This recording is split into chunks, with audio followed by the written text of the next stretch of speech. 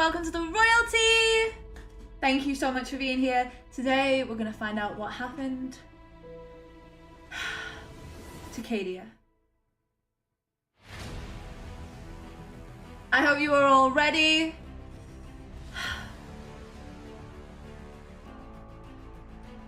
But I hope you're ready for this. I'm just gonna make sure everything is set up, and then we will be beginning.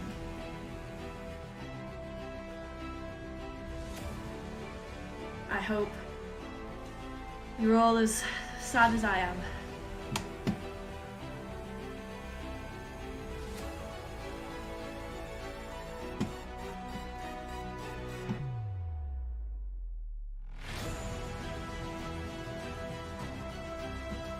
Right, let's load Cadia.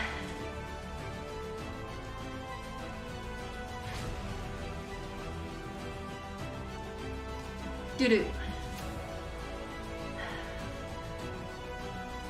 I hope you're ready, because we are going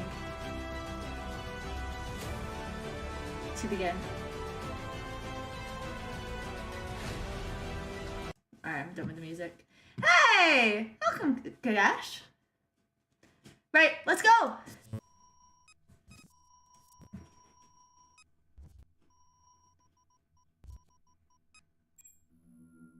Thanks to Skillshare for sponsoring this investigation. By the way, hi Noel! Hi Cheeseburger! The first 500 people to use the link in the description will... There lies an anomaly that feels space designated segmentum obscurus. There lies an anomaly that has come to be known as the Eye of Terror. It is an enormous rift, a permanent storm in the fabric of reality that for 11,000 years has provided a gateway to the nightmarish realm of the warp.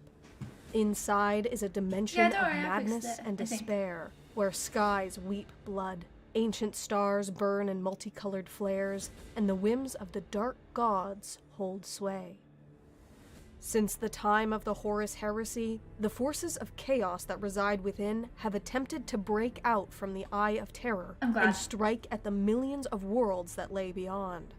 Only one thing has stood in their path: a fortress world that guarded the only navigable route to the Eye of Terror, a place where time and time again the servants of the dark gods would break against the greatest defenders of man.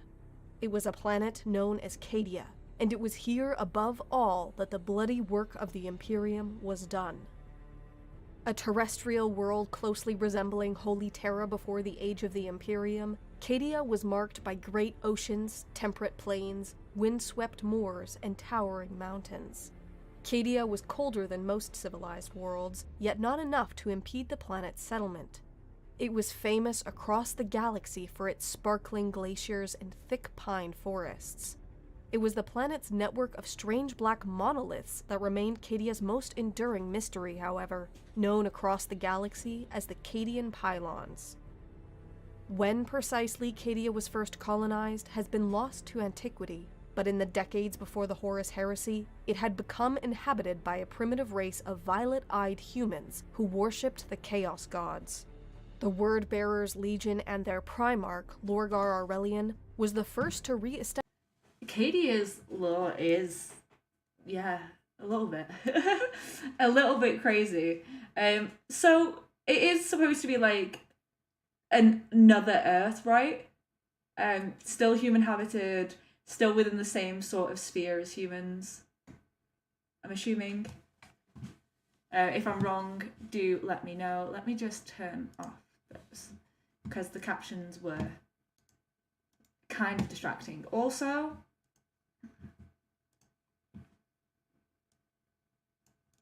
that's better. Sorry about the scuff. Establish contact with Cadia, but whatever transpired in these initial meetings might never be known. Lorgar ordered the cyclonic bombardment of the planet, wiping out the native Cadians and whatever secrets they possessed. Wait, militaristic Canada? That's fucking amazing. With the end of the Horus Heresy, The Word-Bearers and their other traitor legions fled to the Eye of Terror to heal their wounds and nurture their hatred. Black crusades mounted across the galaxy from the Eye of Terror convinced the Imperium that Cadia was of vital strategic importance, and settlers were sent to the world to claim it in the name of the Emperor. Cadia was eventually forged into a world worthy of the Imperium, but it was learned at great cost that the planet would forever be threatened, and its entire society would have to reflect that. Its earliest cities were constructed in the traditional style emulating Holy Terra. There's a saying in Cadia lore, if you can't field strip a rifle at the age of 10, then you're born on the wrong planet. That's fucking amazing. But the broad avenues and ordered urban grids favored any attacking force, and sweeping changes were enacted. Cadia could not afford any distinction between its fortresses and cities.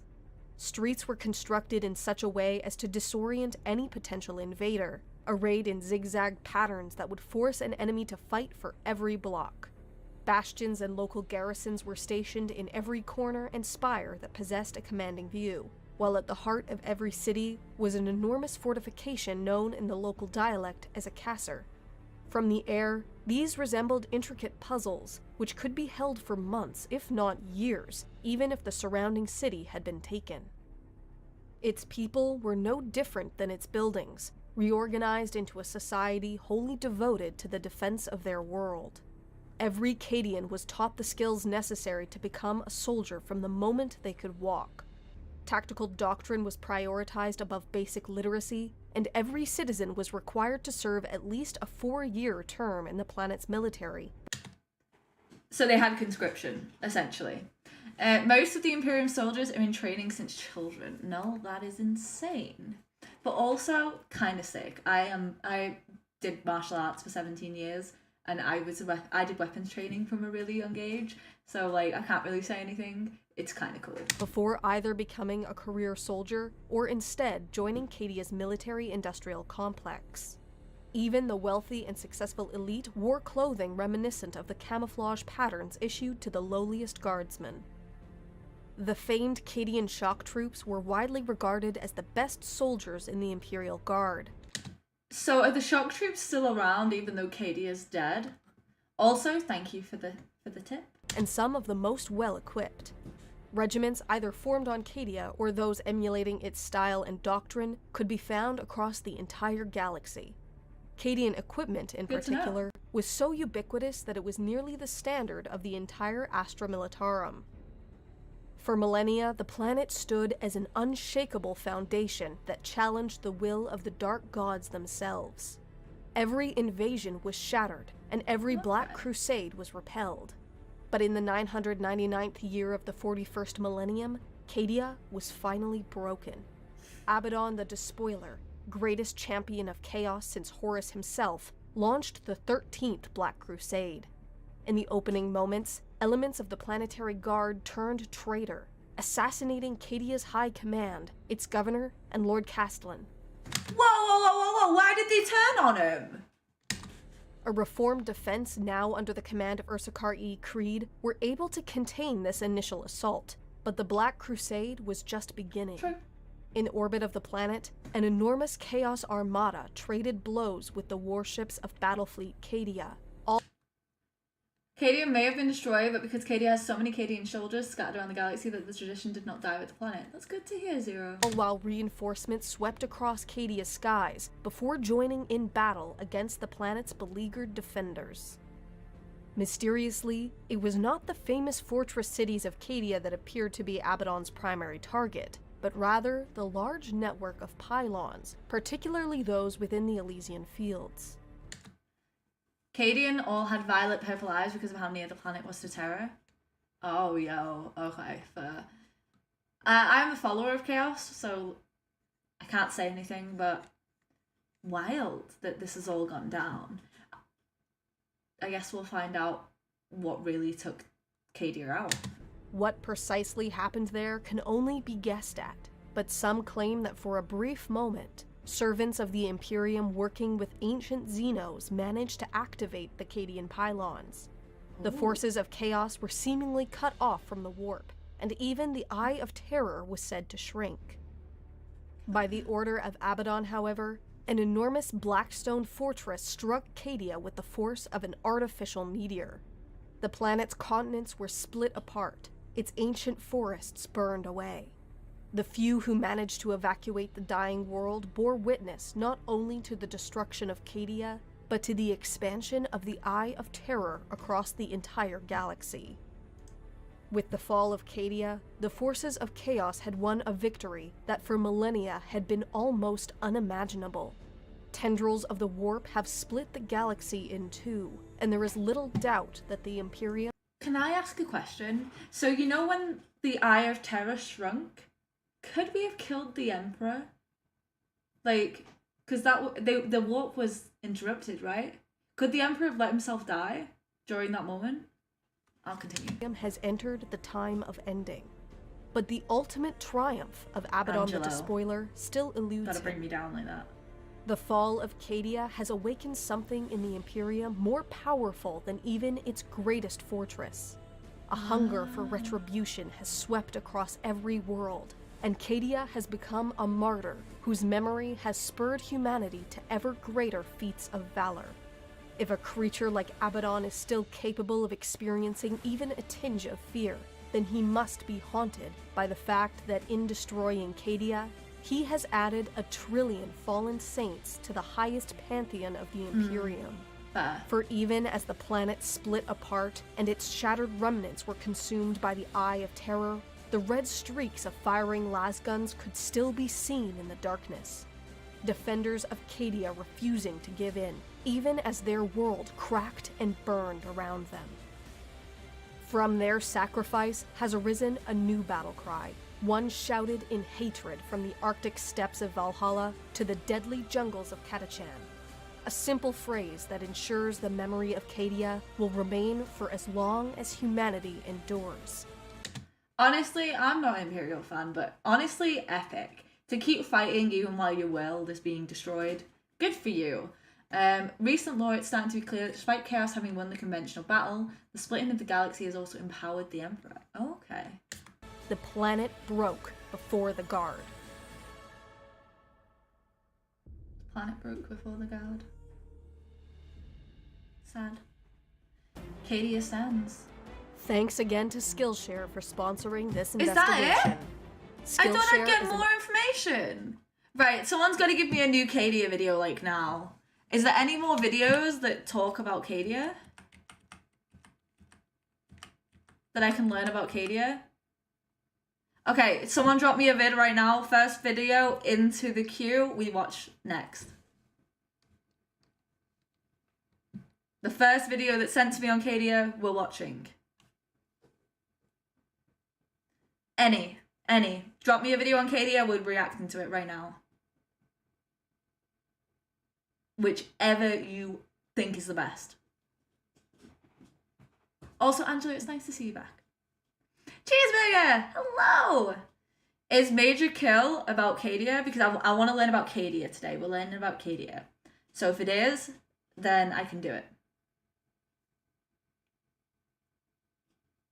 Also, while we get a new video on Cadia, I do want to say thank you to everyone who has been watching my videos. We have just hit over 4,000 watch time. As soon as we hit 1,000 subscribers, we're officially YouTube partnered.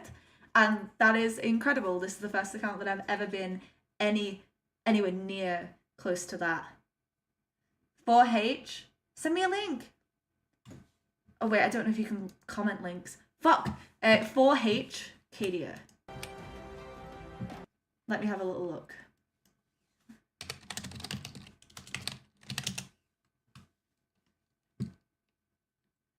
That's a short.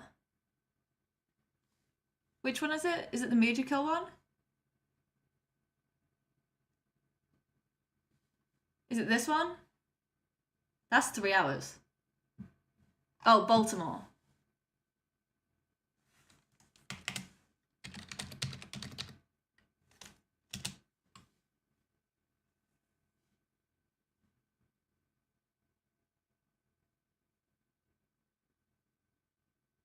Have I spelled it right?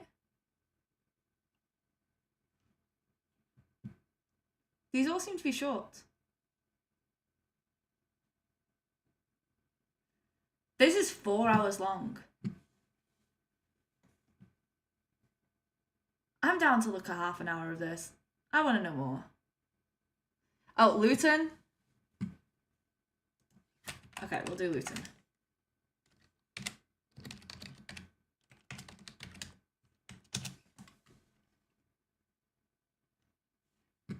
Okay, yeah, there we go. 25 minutes, that sounds good.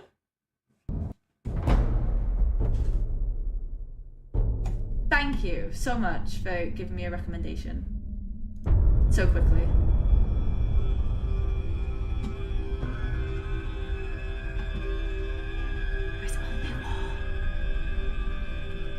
The Omnissiah filled the galaxy with mysteries so that we may learn from them, coming step by step closer to his perfect being. To ignore them even in the face of war is heresy. Drama. I haven't actually watched any Luetin videos yet, so I'm excited. I now return to and continue my series looking at the planet types, conditions and installations of the Imperium of Man. The Imperium encompasses so many worlds that it's believed they are far from all accounted for. It is considered the Imperium currently constitutes over 1 million worlds. And the Adeptus Terra holds that the whole human race is under the exclusive rule of the Emperor of Man, and as such one of the ongoing quests carried out by the Imperium remains to locate and unite lost human colonies, just as it did during the Crusades. While the Imperium of Man wields immense power through its military forces, a common misunderstanding is to assume that all its worlds are well defended, and any incursion will result in an apocalyptic defensive struggle. This is not the case at all. With the current, even with the war becoming more wider, more saints of the Emperor, imperial miracles, as well as the Guilliman being resurrected again after getting killed by Maturian in the Plague Wars. Oh. The size of the Imperium and its territory means cool. that it cannot react to every circumstance. Sometimes it may not even receive distress communications until after the fact, by which point arriving relief ships will discover a long since ravaged colony or the aftermath of a terrible industrial disaster, leaving little to do other than take note and return home. Some events may even take centuries to be relayed to Terra. This makes the ongoing management and organisation in the Imperial territory understandably challenging. The borders of the Imperium are currently moving, with new worlds conquered and colonised, while others are quietly or violently lost. Within this flux of territory exists planets designated as the War Planets. Demons have seen a lot more since then. Oh, don't even worry about it. I'm just bad at things. Sorry, Wolfbane, I know, Cadia. I'm sorry.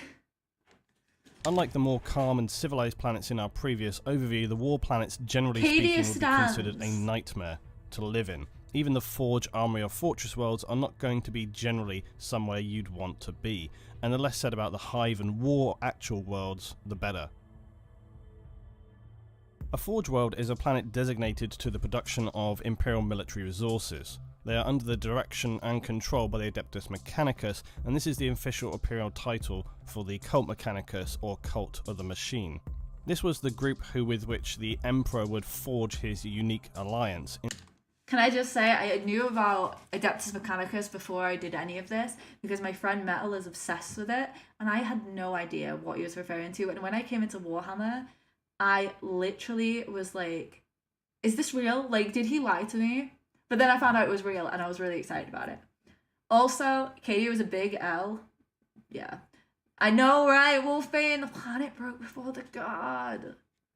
And yes, Chaos, we're finally on Luetin. I didn't realise how short Templin was. So I thought I'd go into a bit of Luetin, just to learn a bit more about Cadia. In the early formation of the Imperium, and who stands with distinct separated rights and self-regulation given to them by the Emperor in return for their support with their vast stockpile of assets during the early days of the Imperium. They serve under the Treaty of Mars instead of the Imperial Creed, and this allows them to follow their own path and teachings, including the worship of the mysterious deity they call the Machine God or the Omnissiah. They regard organic substances as weak and perceive the replacement of the organic with bionic mechanical elements as sacred. Many of the old tech priests on Mars are more machine than man, and the Imperium's strict rulings regarding AI are potentially bent by the Mechanicus out of the sight of Imperial rulers. Mars was the very first forge world of the Imperium, and here the Mechanicus are the Hey, Marshmallow! I'll have you know the toaster is Horus. sole rulers, but across many forge worlds they remain sole rulers. They and their forge worlds across the Imperium provide heavy support and armament for Imperial forces. The Mechanicus itself wields massive armies of Titans, as well as their own force known as the Skitarii. Forge worlds provide hardware not only purely military based, but also agricultural equipment, terraforming apparatus, basically anything infrastructure related. The Mechanicus are obliged, as described in their ancient treaties with the Emperor, to provide whatever the Adeptus Terra require. Forge worlds are in essence immense factory installations, both above and below ground. They may also constitute mining operations on the planet itself. This is often why a planet was originally set up as a forge world. They also contain training and research facilities, even religious structures for the Mechanicus. Forge worlds are heavily defended and unlikely to fall to anything other than an exceptionally heavy, ferocious and well-planned attack. The Mechanicus' cybernetically enhanced Skitarii warriors defend them, backed up by Titan legions on all Forge worlds. Mechanicus troops are scary, lobotomized to some extent. I'd assume they would be, because they, all human matter is considered weakness, so they must be to some extent have metal in the brain. Making them an incredibly foolish target to assault for any Imperial enemies. The Adeptus Mechanicus generally do not allow non-Mechanicus personnel onto Forge worlds, only tech priests, Skitarii, and the sad drone labour force known as servitors. Servitors are mindless cybernetic drones. I've seen these in Hell's Reach. So I saw one and I didn't know what it was, but I had someone it was Dorian. Dorian sent me an explanation of what they are, and they're little modern slaves, prisoners that have been adapted to do the lower level tasks. I'm not sure if they're exactly lobotomized. In the books, people have relatively normal conversation with them. Oh, okay. There's a higher up though, not sure. It's created by fusing humans with machine parts. They're usually lobotomized also in the process. Now, speaking of the devil, servitors are lobotomized. Servitor bodies can be vat-grown, or more disturbingly, they could be criminals who have been judged and sentenced to repay their crimes to society by mindless slave labor. I just said that! Labor in the form of a servitor. Once their minds are turned to mush, the painful operations of installing bionic machine elements to their bodies will be completed. Even heretics are given a chance to serve the Imperium after they have been judged. Skitarii? What is Skitarii? Sorry, I'm really dumb. But look, I knew something! I'm learning! The lucky things. Surprisingly, even some Space Marine recruits can be converted to the servitor role, but would only serve their chapter as a more respectful and honorary servitor role. The Mechanicus, though, also wield the most feared servitor class, the Praetorian Servitors, a class of heavily armed servitor used by the Mechanicus in guarding tech priests and their temples to the machine god. A Forge world will usually have no ecosystem to speak of. This will have long since been completely destroyed, deemed unnecessary and often overwhelmed by the scale of industry. As such, Forge worlds are usually desolate and lifeless other than the factory and defensive installations sprawling across their surface. Pollution both in the air and land will be at saturation levels, and surface bodies of water will usually be deliberately evaporated away to make room for further production sites. All hardware produced across Forge worlds is replicated with an existing pattern. This enables Forge worlds to ensure standardization across its... Wait, what's Vulcan? But yeah, you seem excited! production. Obviously a really important necessity for any hardware that's going to be deployed, repaired and interchanged across vast armies and territory. Hence why you see some Imperial assets with names like the Mars Pattern Warhound Titan. Notable Forge worlds across the Imperium are Mars, the homeworld of the Adeptus Mechanicus, the Imperium's first Forge world. Risa, which is said to be second only to Mars. Once famous for its plasma weapon production, it was renowned for manufacturing plasma reactors and magnetic containment tech. It also was the first to produce the Storm... Wait, why was the message... Oh, message retracted. Vulcan, another son of the Emperor. But not one of the Primarchs then? Vulcan salamanders. Ah, okay. I know the salamanders. Services are sometimes not properly lobotomized, so while they seem like a cybernetic zombie, they're fully aware, trapped in their own body. Ooh. Where'd you get this from? That would be epic. Salamanders are cool for the Space Marines. Vulcan is a Primarch. Okay. I know the salamanders, so he's there. Yeah, okay. Blade, super heavy tank used by Imperial Guard. Riser currently though now faces an ongoing battle of survival against a ferocious orc warg, numbering in the hundreds of millions of deployed orcs on the planet. This ongoing battle of attrition is far from won. Agrippina was a primary supplier of military stock to the fortress world of Cadia. It's also known as the Orb of a Million Scars. At present it stands in ruin due to I don't know if I trust that sentence. The ongoing assault by Chaos forces. While it still stands, it faces eventual defeat, with little agriculture worlds able to survive and support it. Trebor served exclusively Cadia. Its most renowned production was the Vanquisher cannon, which was a more complex version of the Imperial battle cannon used on Imperial Guard tanks like the Lehman Russ, the most powerful of all these variants.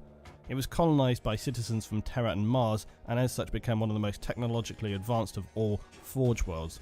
It was rediscovered by Commissar Yarrick during the Second War for Armageddon, and as such would swear allegiance to him. Phaeton is home to the Legio Osedax, a little known about Titan Legion likely founded during the Great Crusade. It also was the Forge world noted as the originator of the common pattern Lehman Russ tank, a heavily utilized Imperial Guard piece of hardware. Phaeton also managed to produce in the 38th millennium a variant hull of Space Marine Land Raider. Outwardly its appearance was the same as a normal Land Raider, but internally it had a very different and higher spec. Investigations by Mechanicus determined that the automated factories were operating under a deep core protocol that had taken millennia to cycle through.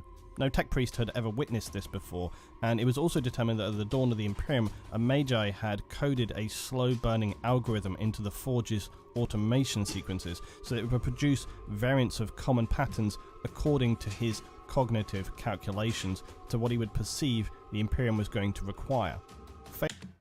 That's really cool, actually. Using like cognitive patterns to like preemptively build, that's super sick. Phaeton as a Forge world would go on to produce more variants of Space Marine hardware. Marshmallow, I don't know if you've ever watched Futurama, but that feels like the moment where Bender reveals that he's 4 years old, and they go, "You're 4?" And he goes, "Precocious little scamp, innit?" Like, that's how it feels. Now it's rumoured the Vulcan might return after the Lion returns. I don't know if it's true or not. Just what I've heard through the grapevine. Okay. And as such, a subcult of Mechanicus has formed around the forges of Phaeton. They devote maintenance and reverence to its facilities, and some wish to enshrine and worship its new productions. But others believe these holy machines should be released into service to achieve their true potential. Hey Stern Fatherly Disapproval. I wish the follow-up video would be by the Arbiter Ian. He's one of my favourites. How long is the video that you want? Super soldiers and all? Oh shit. I'm pretty sure it also killed a lot of Dark Elder around that age. Damn. This cult potentially poses a dangerous risk of a split within the tech priests on Phaeton and a potentially destabilizing situation of production from this Forge world.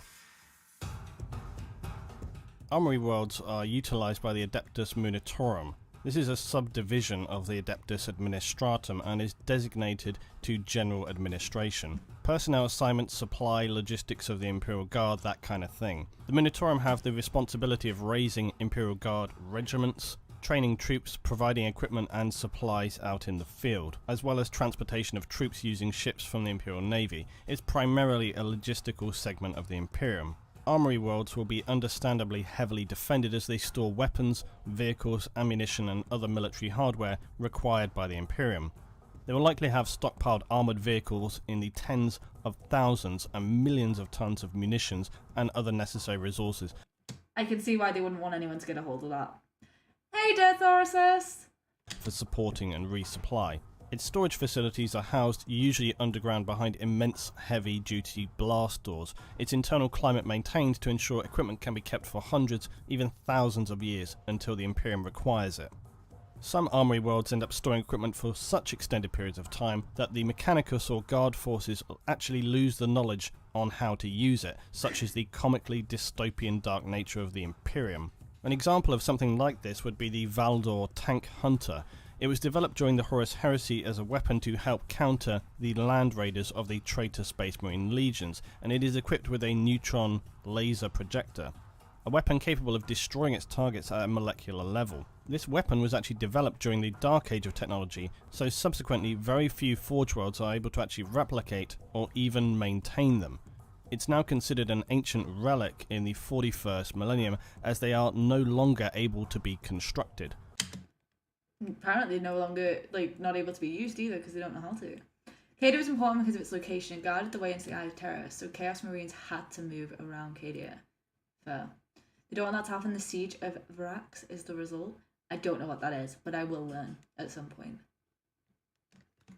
However, Dark Mechanicus forces are known to have captured some during the Heresy, leading to a concerning prospect that Chaos forces might actually be able to discover how to replicate them in the future. Hive worlds are one of the most well-known planet types in the Imperium. These accounted worlds number somewhere over 30,000 in the current Imperium territory. So the Hive world is like Hell's Reach, right? That's a Hive world. Yeah. The populations are so immense that they live in gargantuan arcologies known as hive cities. To give you an idea of the size of a hive world, it is said in the Imperium that the sacrifice of 1 million Imperial soldiers is worth about 1 day's worth of a hive world's production. So a warm reminder of just how unimportant you are as a citizen of the Imperium. Your life is not going to be missed. The outside terrain and ecosystem of a hive world is usually destroyed, and as such they represent depressing images for a planet, ruined worlds where people usually sustain a living in just these vast settlements towering into the skies. The planets themselves probably began as viable, even lush, but over time through pollution, irradiation, they are ashen wastes or deserts through unending industrialization. So it falls to the hives to be entirely self-contained, housing tens of billions of citizens. Kind of feels like London. Same one that's in Darktide. I love Darktide. I'm really I've been. If anyone hasn't played Darktide, by the way, it's a great game. This population will potentially double every century, with a hive generally containing anywhere between 10 to 100 billion people. Look up Lucifer Blacks. I certainly will at some point. Also, just to state, I'm not saying that Darktide is fun because I'm a Fat Shark partner. It is fun, but also I'm a Fat Shark partner. We did it. We got a partnership. How fucking amazing is that? So we have full access to the game, skins, everything, and I will be playing that at some point this week. Each hive world could contain anything from just 3 to 5 up to as many as 20 hive cities. They do also contain manufactorum, which produce vast stockpiles of war material and other goods for trade and supply within the Imperial Tithe or Tithe grade. This of course is the requirement a world must supply to the Imperium. The size of this tithe will depend on the type of world to which it's applied, and this could be food, weapons, minerals, even people. Whatever the Imperium requires they supply, then they must meet that demand by any means necessary. The logistics of this, given the scale and time differences across such vast distances, makes it often a confusing and difficult process to properly manage. Astartes or Space Marine worlds are usually exempt from tithes and given a grade of aptus non. But if you thought the outside of a hive world was dangerous, then the inside is hardly an escape. Honestly, my friends were playing, and I was like, "Oh, that's a beast. That must be like a Nurgle follower." And then it was like Beast of Nurgle. I was like, "Oh my god, I knew something. I've actually been learning." Because I was like, "It's disgusting." I was like, "It must be a follower of Nurgle." And then it obviously said Beast of Nurgle. I was like, "Oh my god, I learned something." I get so excited when I get something right in the lore. I'm just like, Poverty-stricken, crime running through them like a plague, and almost always polluted. And that's before you get to the underhive. The lower levels of a hive usually contain mini war zones controlled by violent gangs, the most notable of this type being the hive world of Necromunda, which incidentally the Imperial Fist chapter actually recruits from. The lower portions of the Necromunda hive are rife with gang warfare and ruthless bounty hunters. Lower levels of hives often also are the refuges of mutants and heretical cults who hide from authorities there. Assassins could also hide here to escape the gazes of these authorities. The scale of citizenship within a hive though is difficult to believe, and each of those citizens is a potential soldier for the Imperium of Man. While their ability to produce munitions and other resources is important, their biggest production capability is simply manpower. Necromunda also has a game. What is it? I've got Vermintide and I've got Darktide. They're the only ones I've got so far. This resource can be used for recruitment by the Imperial Guard, colonization of new planets, or any number of probably much more unpleasant tasks. While the workers in a hive might live in nightmarish conditions of industrial production and street violence, it will be no surprise that the higher classes actually live in upper areas of the hive with relatively affluent surroundings. For those higher class citizens, facilities might even include gardens and, most importantly, clean air, food and water. A few worlds in the Imperium have even gone beyond hive structure to create.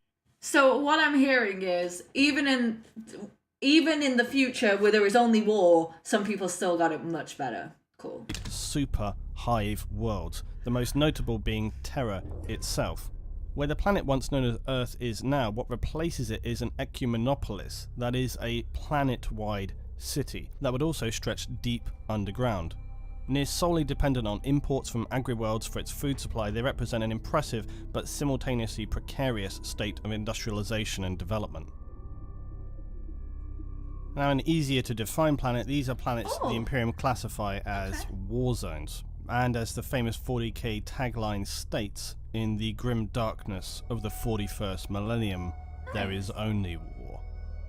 The Imperium is constantly battling for control of various important planets and territories. While some are saved, others burn or are abandoned, the inhabitants condemned to undoubtedly horrific fates. They may be ruined by orbital bombardment spanning many years, to a point where it's even questionable the purpose of such assaults. The Imperium might wield massive armies that are going to grind their way across a planet's surface over extended periods of time in vast wars of attrition. These hellish deployments make up the main focus of Imperial Guard service, and it's not something that you would wish for. Mercenaries may also appear to engage in small but dangerous missions, hoping to leave alive and with payment. Often this kind of experience for an Imperial Guardsman leads to, unsurprisingly, deserters of the Imperial Guard, and escaped prisoners form bands of pirates seeking a way off of a war planet. They get paid to be in the Imperial Guard? Whoa. I'd always presumed, possibly incorrectly, that resources were given out as like a minimum, because everyone was like doomed because there's only war, so it was like rations for everyone. Tell you about Cadia? Cadia's dead. If they're very lucky. No, because I'd always assumed like everyone was getting like the same rations, and like obviously each regiment would be looked after by the like leaders. Am I wrong? Knowing that literal lobotomization and servitude awaits them otherwise. Execution in many cases would probably be preferable, so they're extremely dangerous to anyone who encounters them. Some of these groups are humans turned feral, losing their minds and being completely broken by the unimaginably nightmarish experiences they have had. Would you be a pirate? Everyone answer the question. If you were brought into the Imperial Guard, would you become a pirate? Especially the naval crew, tell you what they get paid in. Dragon of the Depths, hey! After Ian's video on Cadia, 17 minutes, he's really good at being concise but clear. Thank you. I'll look at that after this. Tell you about Cadia, I already did this, sorry. If they do manage to escape the planet now, unable to then return home to Imperial worlds, they'll form a pirate's life of scavenging and assaulting transport ships. Bounty hunters and mercenaries may again be employed to hunt down the most dangerous or problematic of these groups. Sometimes colonists from hive worlds will be sent to repopulate war planets that have been stabilized, willing or not, allowing their repopulation and hopeful redevelopment. A challenging task for planets that have often been thoroughly reaped by decades of war and with little if any remaining infrastructure or ecosystem. I am not surprised, Angelo. You've been so pro-Imperial the entire time. Why not just... Thank you, Spencer. I'm glad you get it. Often as well littered with the dead and sad destroyed ruins of previous habitation. As with anything in the Imperium though, the grinding bureaucracy keeps everything in perfect slow motion. It could be years, even centuries, before a successfully held world begins the process of repopulation. The average lifespan of a guardsman is 15 hours? Oh, I would be a pirate. Fuck it, I wouldn't stay there. I'm a chaos follower anyway, but like, I'd be out. I'd be like, nah. The Sabbat worlds are an example of the edge of Imperial control, as the Imperium would attempt to wrest control of them from the forces of chaos, notably the blood god Khorne. The Sabbat sector is named after a young girl who reportedly received a vision from the Emperor and who subsequently would lead a crusade to bring the region into the Imperium. That initial crusade began in Millennium 35, lasting around about a century. But by the 37th millennium, mankind was well established throughout the Sabbat sector. Due to its proximity though to dangerous border incursions, it was continually contested with Xenos and Chaos threats. This would lead to it soon being designated troublesome by the Imperial Administratum. Of course, the Imperium wants to say that everyone's trouble if they don't instantly just follow them. These small incursions would merely be the beginning of its problems though. During the 41st millennium, some initial assaults which were thought to be normal Chaos incursions quickly deteriorated into an attempt by Chaos to take control of the entire sector. The Imperium hadn't intended to lose this area, but were quickly overwhelmed by the size of the attacking forces. Chaos would take full control of the area eventually, and this area would then be reclassified as hazardous in the year 741 of Millennium 41. So I'm going to be a rogue trader. Damn.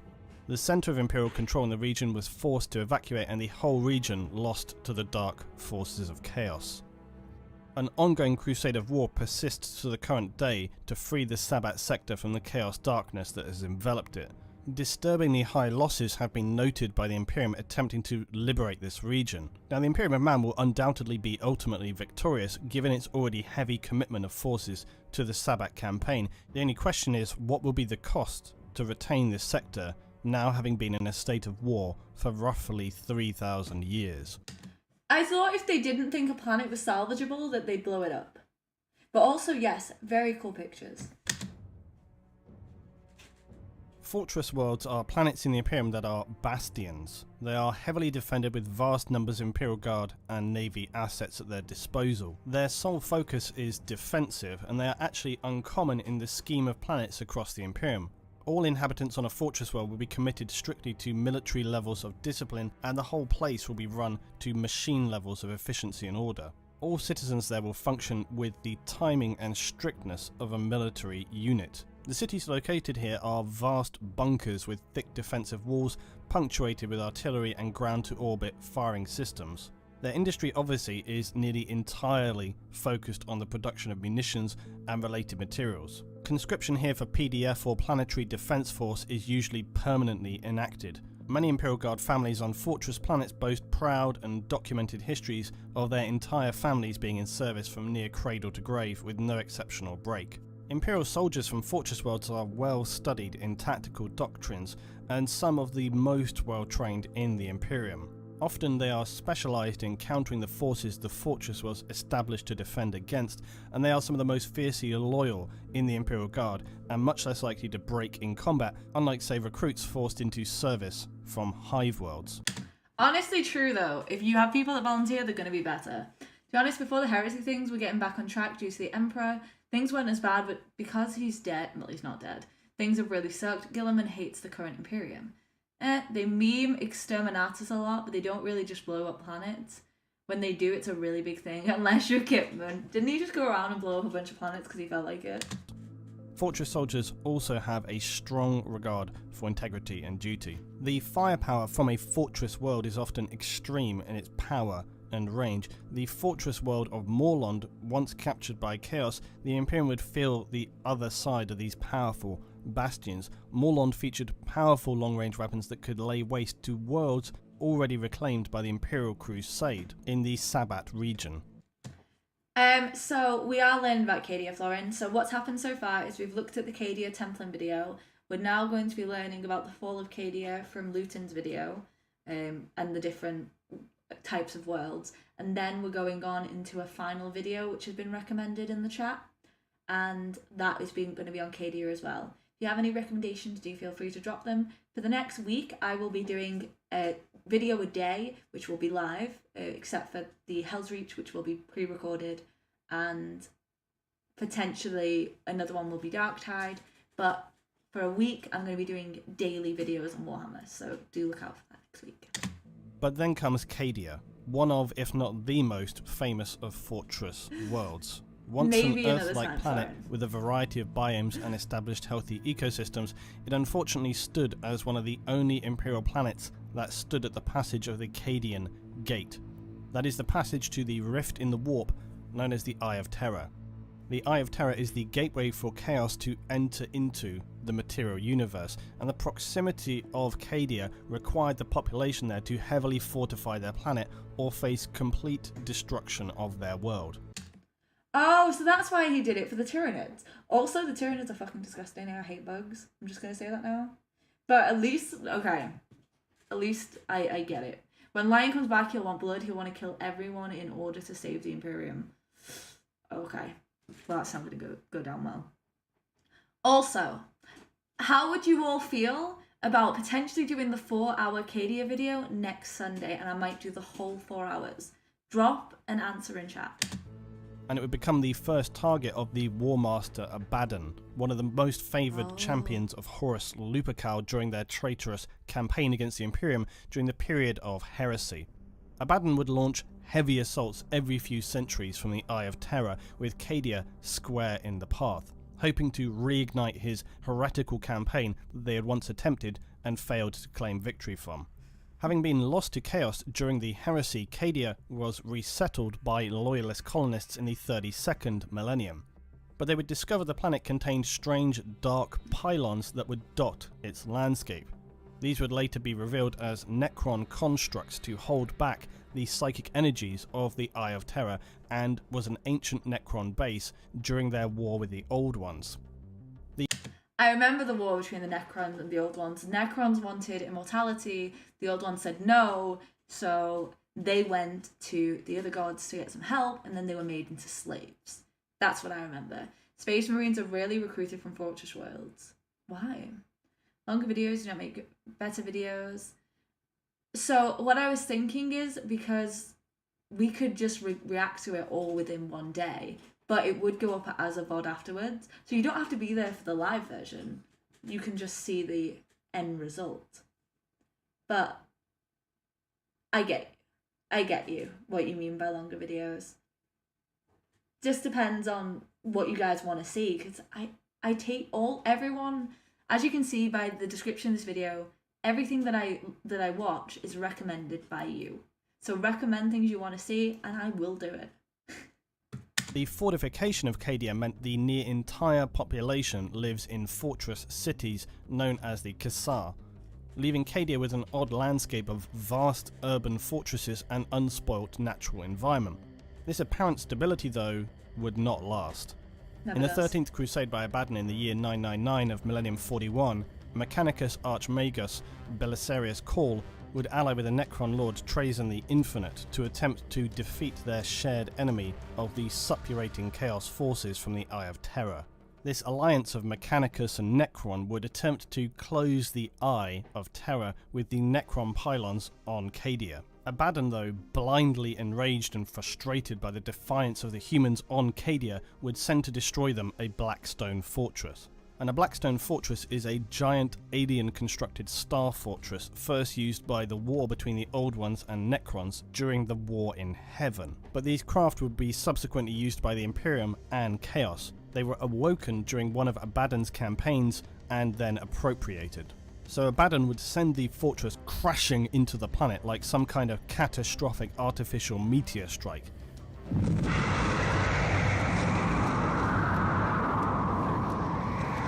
Hey, Mr. J. Thanks for the follow. Love ya. Mwah. Thank Hey, you Mr. so J. much for Thanks for the subscribing, Duh. I really do appreciate that.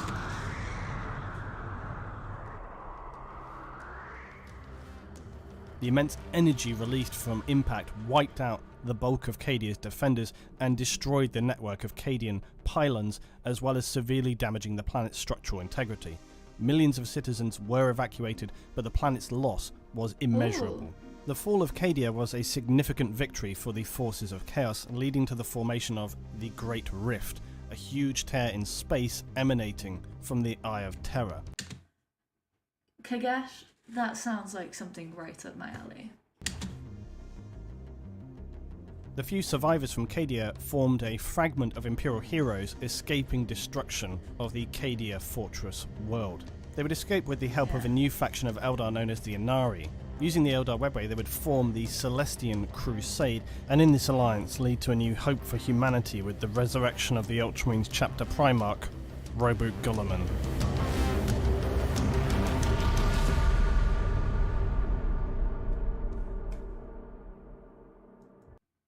Okay, so we have learned a bit more about Cadia, we've learned more about the world types. I think it's because the Space Marine chapters prefer to recruit people that can act on their own and not follow orders, such as gang members are tribal champions from Feral Words. Fair. The Phalanx endures. Not so pointless? I believe so. Probably watch The Emperor of Man parts 1 and 2 first. I'd be down. Some are recruiting from Hive World, Fists do, for example. Big G in the house. Big G. Alright, last video that we're going to be reacting to today was requested in chat.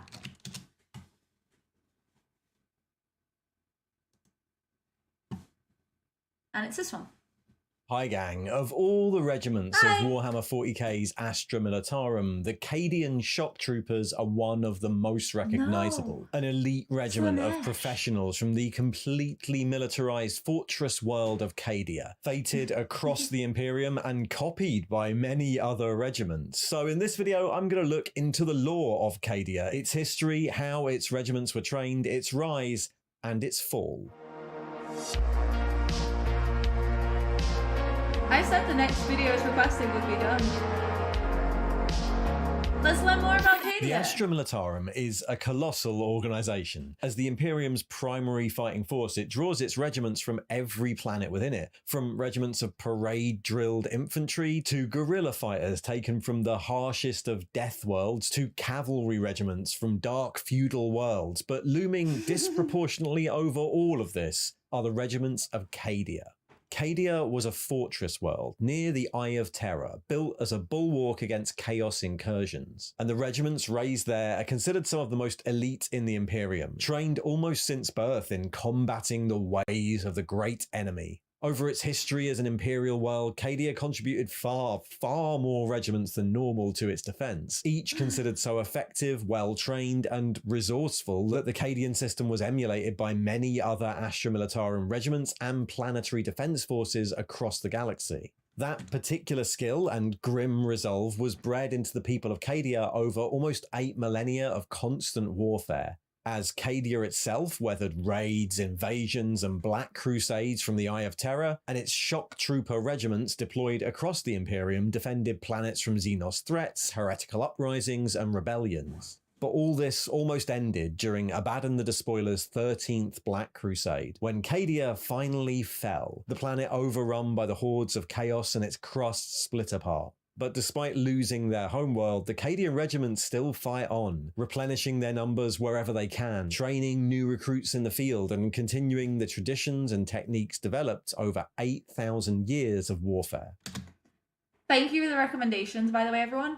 After this video, in the comments, drop your recommendations. They all go into the poll, and 6 of them will be picked for next week. 6 of them will be picked. So do keep an eye out. Do comment after this with your main recommendations. But thank you so much for the recommendations. I am trying to keep note of as many as possible, but do put them in the comments afterwards. And I will 100% make sure that they're on the recurring polls that we do every week. The system of Cadia, for most of its existence, consisted of 10 planets and was situated in the segmentum obscurus of the Imperium, right on the edge of the Eye of Terror. The Eye was a colossal warp storm, a vast area where real space and the warp crossed over, created originally by the fall of the ancient Eldar Empire and the subsequent awakening of the chaos power Slanesh. It is actually, that one is being picked for next week. It's been recommended so many times, but it's at the end of the week because everyone wanted me to watch other ones first. Also, I heard he's just mentioned Slanesh. She's my boo, so let's listen. Within the Eye, space and time had little meaning, and reality was twisted by the powers of the warp. It was a perilous place. The pirates, raiders, and renegades who occasionally inhabited its fringes existed alongside the demons of the warp themselves. Whole systems and worlds were forever caught within the Eye, many of them demon worlds fought over by the forces of the Chaos powers. And after the Horus Heresy, it also became a refuge for the traitors who had turned on the Emperor. Heretic Astartes and their mortal followers who fought great battles for dominance over the worlds within it. But travel into and out of the Eye was even more dangerous than just being in there. The storms were strongest along its edges, and getting a whole fleet in and out intact was practically impossible, except at one point. The system of Cadia existed near a stellar phenomenon known to the Imperium as the Cadian Gate, the only stable route in and out of the Eye of Terror. No one knew for sure why the Cadian Gate existed, but one long-held theory involved the Cadian pylons. The planet of Cadia was studded with strange structures that predated any human settlement by millennia. Thousands of these pylons existed across the planet, tall, thin lengths of inert black stone, each reaching half a kilometer into the sky and threaded with tiny tunnels. No one knew what they were or what they were designed for, and even probes sent into the tunnels would often never return. But scholars theorized that it was these structures that were in part responsible for the Cadian Gate, stabilizing the warp storms in some way. And while Cadia itself had the majority of these, other planets and systems nearby had similar structures. But for millennia, their real purpose remained a mystery. The Black Towers look kind of like the one in the Last Church. Just a statement. Fun fact, the Elder's trying to resurrect a new death god to kill Slanesh. No! She is like the only thing I have to look at in this entire series. Like, listen, I need some pretty ladies. Slanesh is the hottest woman that exists. I am a chaos follower for Slanesh. Emperor's children, you know? But like, yeah, Slanesh. It's unknown when or how the planet of Cadia was settled, or how it came by its name. It was discovered by the Imperium around 150 years into the Great Crusade by Word-Bearers forces exploring the Segmentum Obscurus. And it was the Word-Bearers who first recorded the existence of the Eye of Terror and the strange planet nearby. Investigating, their Primarch Lorgar discovered a tribal society of violet-eyed humans who worshipped the four great powers of chaos and spoke a language that, at first glance, was extremely similar to that used on his homeworld of Colchis before the coming of the Imperium. It was these chaos worshippers who first opened the Word-Bearers' eyes to the powers beyond the veil, eventually causing them to turn from the Emperor and dedicate themselves to the worship of the Chaos Gods, and to start their decades-long preparations for what would become the heresy itself. But at the time... Who is she? Yes, she is. Who is this? Who is Lilith? No. We're looking at, like, attractive ladies within it.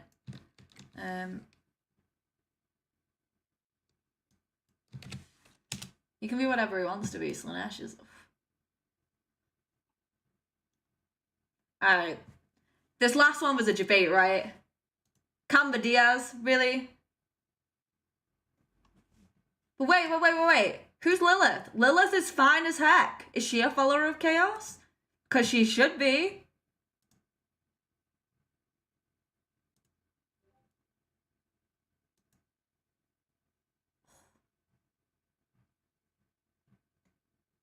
I'd let her fight me.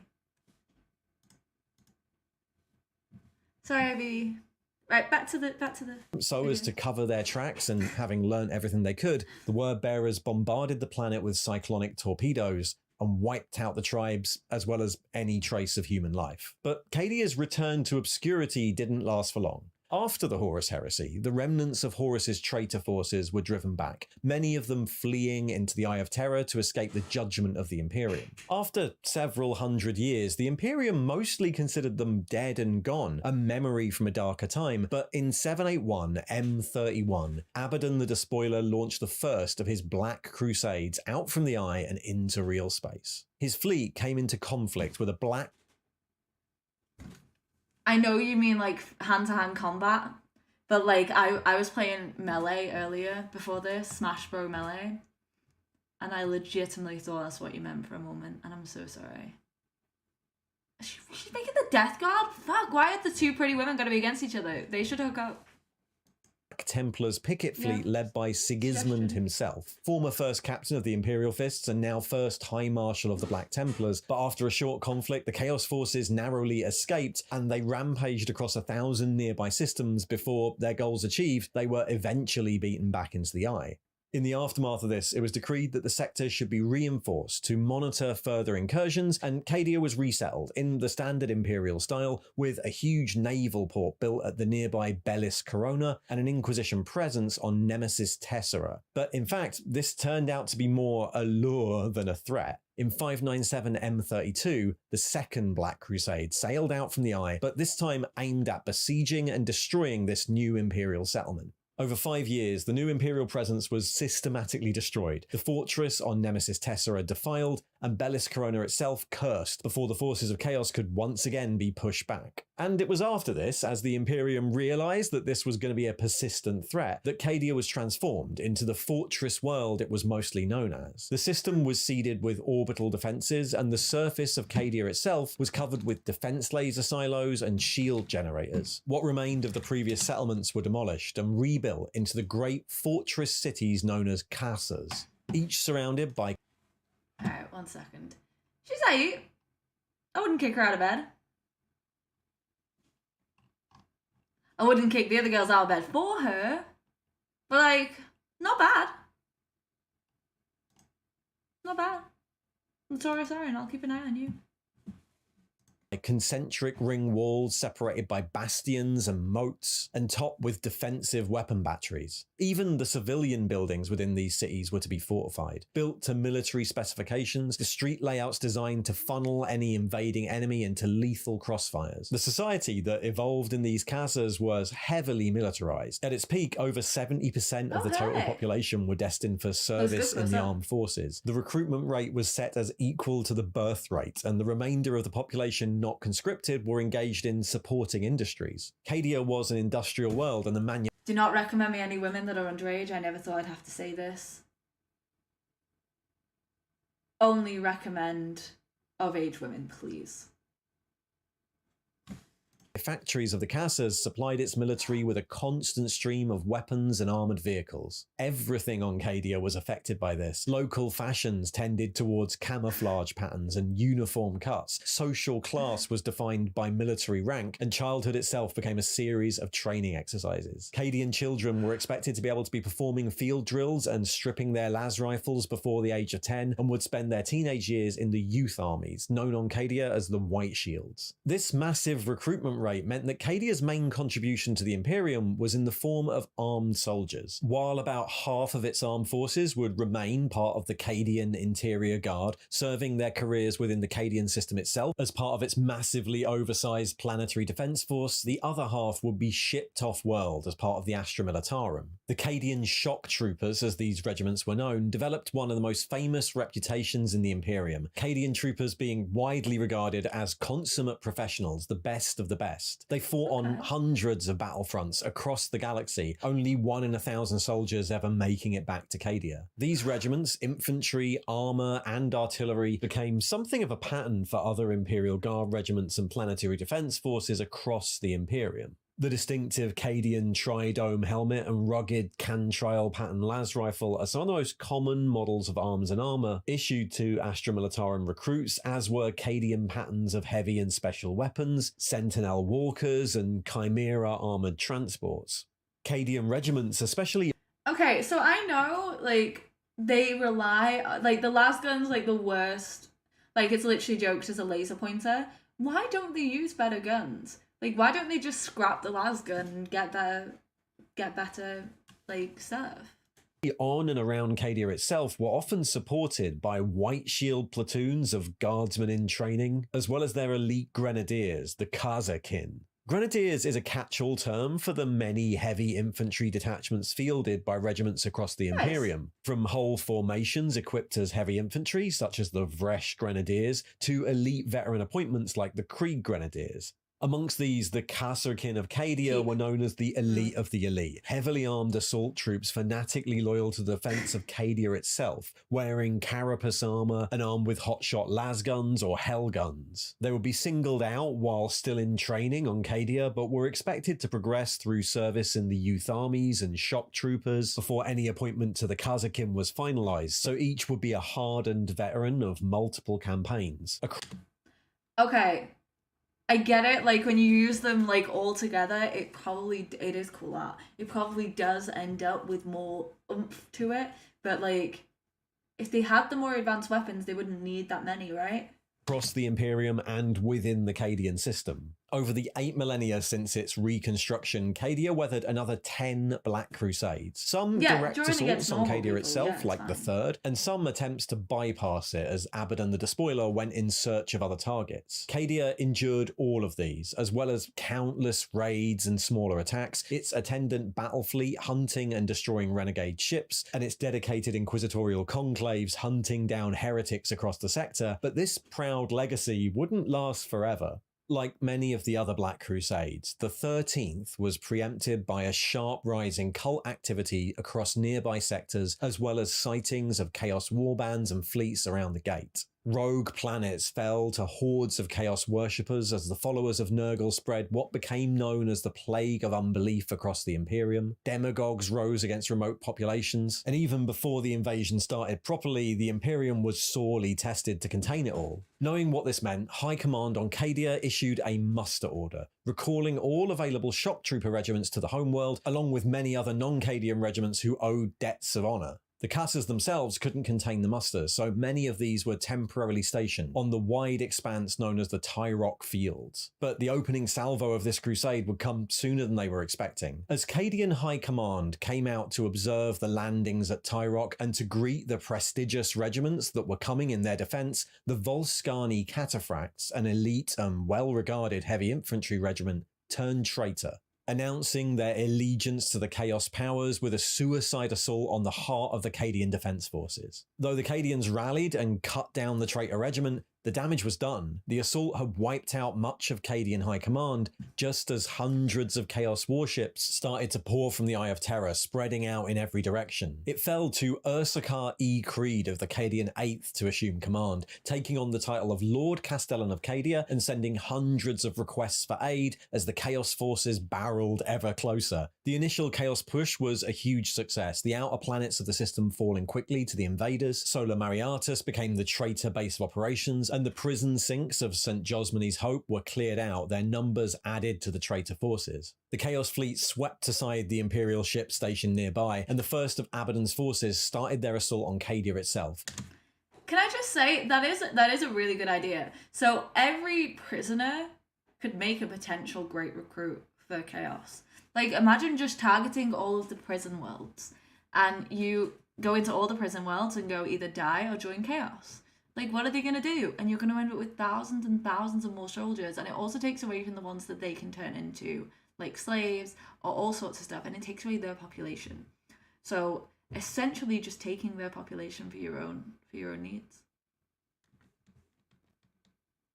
Malice Chaos Marines were involved in the fall of Cadia. They wanted revenge for their own homeworld and then attack the rest of Chaos. Besieging casters across the planet. What followed was a grueling and desperate war in which the initiative would swing back and forth as both sides poured reinforcements into the conflict. Abaddon's initial invasion destroyed many of the Cadian casters and pushed Imperial forces back across the planet, but was halted as Imperial reinforcements started to arrive. The Blood Angels, Dark Angels, and Space Wolf chapters, along with many others, committed huge forces to the defense of the system. Astra Militarum and Tempestos Scion regiments were dispatched by the Inquisition, and Saint Celestine herself led a host of the Adeptus Aurorators to the planet's surface. But this is what I'm saying. If you could get to the prison worlds and, like, free them from the Imperium, wouldn't they just make an amazing, like, base for recruitment for Chaos? Just take over the prison worlds. What are they going to do if they can't move the prisoners anywhere? But throughout this, Chaos forces continued to pour from the Eye. Word-bearers warbands unleashed a tide of demons and raised warp storms in an attempt to cut off the planet. And other Chaos warbands splitting off from the main thrust put pressure on nearby sectors. The traitor forces regained the initiative as the second half of their fleet emerged from the Eye of Terror, led by the colossal Blackstone fortress Will of Eternity, captured hundreds of years before during the Gothic War, the 12th Black Crusade. As the Will of Eternity grew closer, desperate battles were fought for control of Cadia's planetary defences, the Imperials barely holding on in time for a second wave of reinforcements aboard the Imperial Fist's battle station Phalanx to arrive and eventually destroy the Blackstone fortress. And while these battles raged above, another was happening beneath the surface, where the Mechanicus Magos Belisarius Call, helped by the mysterious Necron overlord Trazyn the Infinite, managed to study and reactivate the ancient Cadian pylons. As suspected, they had been part of a system designed to hold back the warp itself, and as his demon reinforcements dissipated into the ether and the warp storms disappeared, the armies of the Despoiler were finally forced to pull back from the surface of the planet. But there was one last throw of the dice to come, as the Black Legion attached massive starship engines to the remnants of their Blackstone fortress and drove them into the planet's surface with the strength of a meteor strike.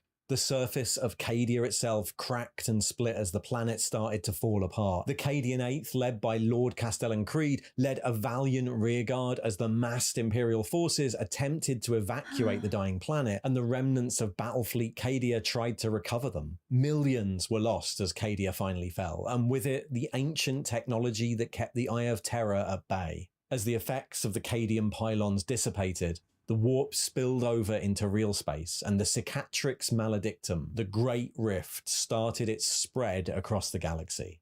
Around 3 million Cadians survived the fall of Cadia in the holds of Imperial Navy ships, but in the aftermath of the 13th Black Crusade and the loss of their homeworld, they continued to fight. Their surviving regiments bolstered nearby worlds, attempting to contain the destruction while the forces of Chaos burnt themselves out and retreated back into the warp storms. And since then, those regiments have continued to fight, still recruiting, still continuing the Cadian way of life despite the loss of their homeworld, raising and training new regiments in the same way they've always done, but now in the holds of warships en route to new battlefronts. Unchanging despite the colossal changes that happened to the galaxy during its demise. In many ways, Cadia is a microcosm of the Imperium, or at least how the Imperium sees itself. A totally militarized society engaged in a permanent struggle, at least in part of its own making, and framing that as a heroic opportunity rather than as the tragedy we're meant to see. Yeah. But to the grizzled veterans of old Cadia, well, all that's irrelevant.